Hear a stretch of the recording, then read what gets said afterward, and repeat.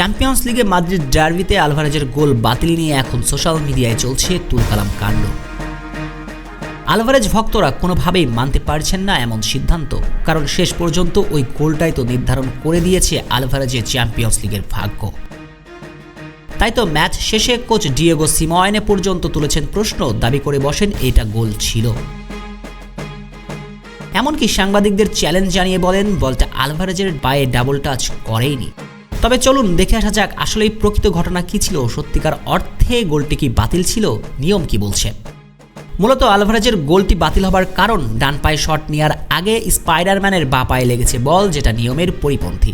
কিন্তু প্রশ্ন, আর্জেন্টাইন স্ট্রাইকারের বাঁ পায়ে বল লেগেছে কিনা তা ভিডিও রিপ্লে দেখে পরিষ্কার বোঝা কঠিন। সাধারণ সব ভিডিওতে দেখা গিয়েছে আলভারেজের ডান পায়ে কিক নেবার সামান্য আগে তার বাঁ পায়ের স্পর্শে বলটা একদম হালকাভাবে একটু নড়েছে। স্লো মোশন ভিডিওতে নড়ার মুহূর্তটি পরিষ্কার করে বোঝাও কঠিন। তবে বিষয়টি আরও ভালোভাবে ব্যাখ্যা করা প্রয়োজন। ফুটবলের আইন প্রণেতা সংস্থা ইন্টারন্যাশনাল ফুটবল অ্যাসোসিয়েশন বোর্ড 2024-25-এর হালনাগাদ আইনে পেনাল্টি শুট আউটের প্রক্রিয়া নিয়ে বলেছেন, পেনাল্টি কিকের প্রক্রিয়া তখনই শেষ ধরা হবে যখন বলটি পুরোপুরি থেমে যাবে, মাঠের বাইরে চলে যাবে কিংবা রেফারি নিয়ম ভাঙার জন্য খেলা থামাবেন। কিন্তু কোনোভাবেই যিনি শট নিয়েছেন তিনি দ্বিতীয়বার বল স্পর্শ করতে পারবেন না।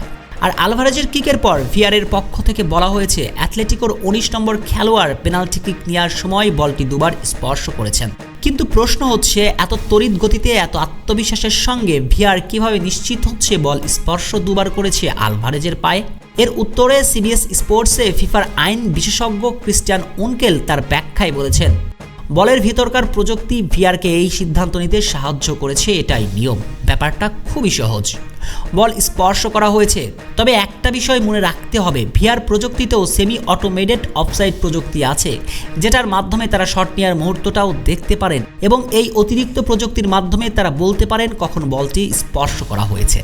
কেননা ভিআর শুধু ভিডিওই দেখেন না, বল টাচ পয়েন্টগুলোও দেখেছেন। কারণ সেমি অটোমেটেড অফসাইড প্রযুক্তিতে 26টি আলাদা ক্যামেরা আছে অঙ্গ প্রত্যঙ্গের অবস্থান নিশ্চিতের জন্য।